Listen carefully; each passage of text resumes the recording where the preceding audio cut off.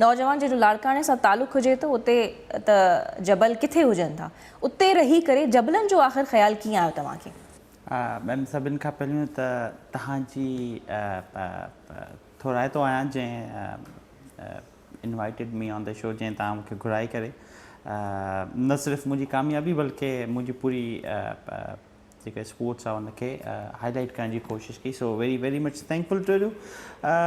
लाड़काने मां थी करे पहाड़नि जो शौक़ु वॉज़ेंट अ बिल्ट इन थिंग, ॼाए ॼम खां त न हुयो, लेकिन कुझु सालनि जी हिकु सिंधीअ में कीअं चइबो आहे त जी हिकु जुस्तजू चओ या हिकु पैशन चओ, जॾहिं आउं कॉलेज लेवल ते हूंदो हुउमि उतां खां बेसिकली इन जी स्टार्टिंग थी।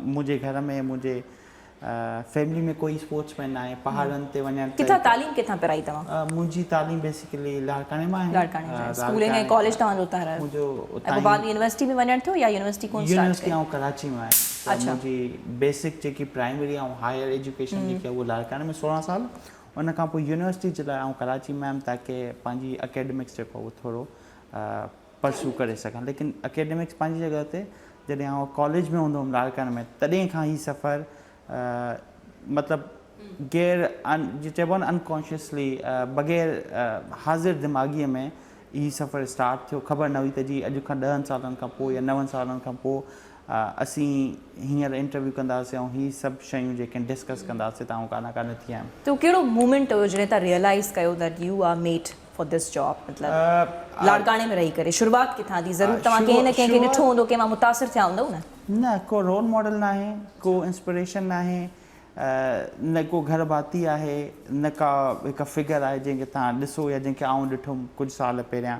सो इहा स्टार्टिंग ईअं थी जो आउं हिकु वर्कशॉप सोशल मीडिया जे थ्रू ॾिठो, ऐं उहो वर्कशॉप बेसिकली हुयो इस्लामाबाद में।